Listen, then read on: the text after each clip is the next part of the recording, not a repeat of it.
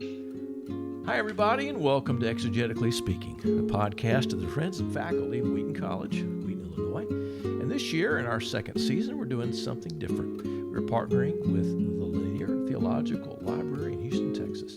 My name is David Capes, and I am the Senior Research Fellow at the Linear Library, former Dean in the School of Biblical Theological Studies at Wheaton College.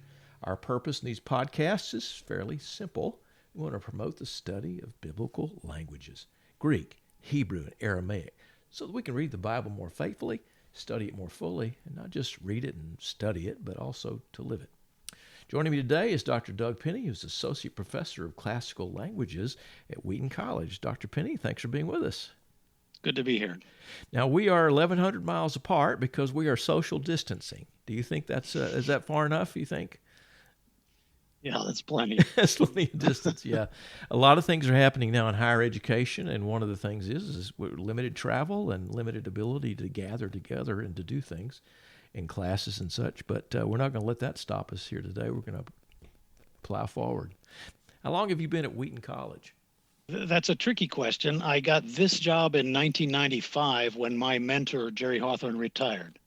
But I had been doing adjunct work for them for about 15 years while I finished up my PhD and actually stayed home with my kids. So all right. It's an interesting career. So, Mr. Mom, what, I'm trying to remember the movie that they did years ago.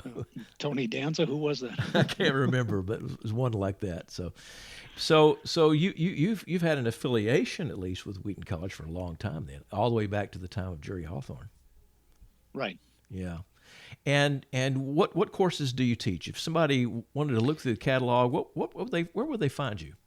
Well, in the recent years, I've taught mostly beginning and intermediate Greek. Okay. We rotate through teaching the upper levels because, of course, those are desirable classes, but not everybody can teach them every semester. Right. And I've taught a lot of beginning Hebrew because that's really my PhD. But when I took this job, they needed a Greek teacher, and so I told them, "Yes, that's me." That's me. I'm your man. Here am I, Lord, send me, kind of thing, right? So one of the things that you do, probably in the upper level courses, I would imagine, is to read outside the canon. Yeah. Right? Now, first of all, what does that mean exactly, Doug?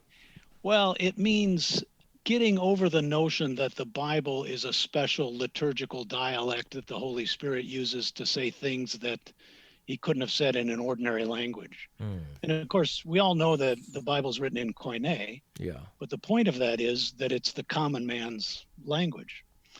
So reading outside the canon does a number of things for students.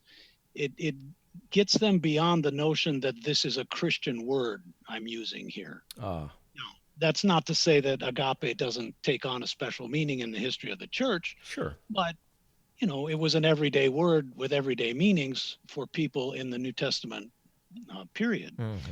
And it can really help students to see how words have more than one meaning. Yeah.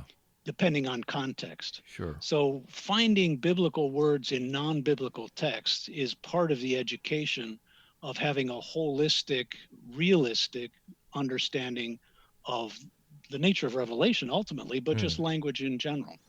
I mean, one of the challenges that Greek teachers have is sometimes if you had them translate, let's say, Philippians 2:14 or something, well, they may have memorized that years ago, Exactly. or they've read it enough that they can pretty much guess their way through it, right? If they just know, oh, that sounds familiar, that's probably this passage. But you can't do that with Tobit. You can't do that with Didache, First Clement, and some of the other things. So when you have them read outside the canon, what kind of books, which books are you talking about? I'd like to answer that question, but since you raised the other, the big benefit is they can't rely on memorization. They can't get 3 words in and say, oh yeah, this is where it says. And the problem really is they don't know they're doing it.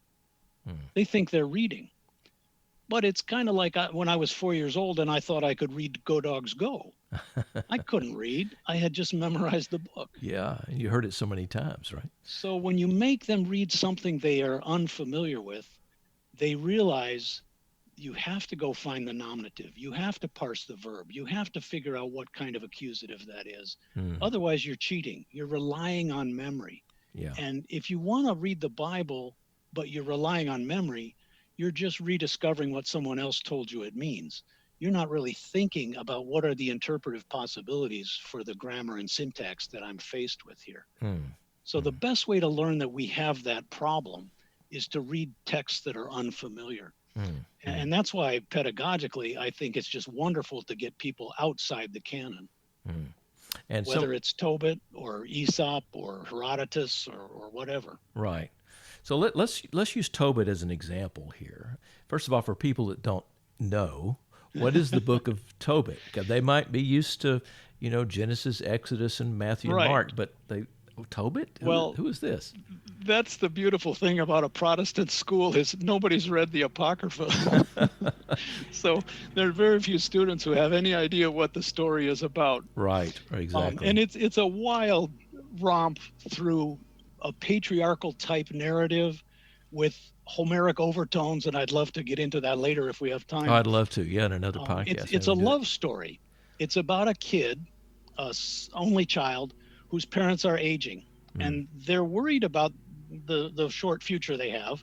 They send him to get the family inheritance, which they have deposited with a banker in a faraway country over in Media. So it's a coming of age story where Tobias is the son, Tobit is the father. It gets very confusing. Goes to get this money. Well, along the way, he has adventures, and he has a traveling companion who is the angel Raphael in disguise. And the narrator tells us this, but of course the players have no idea what's going on. Yeah. So that's part of the mystery. He also finds his wife along the way, who's the only daughter of a rich, good Jewish Babylonian family. And her problem is she's been married to 7 men, but on the wedding night, they all have died mysteriously. Yeah. So there's a bit of a stigma attached to her. I started to say it's a bad reputation to have, isn't it? Well, and here's part of the genius of it. This is the story that lies behind the Sadducees' question of Jesus.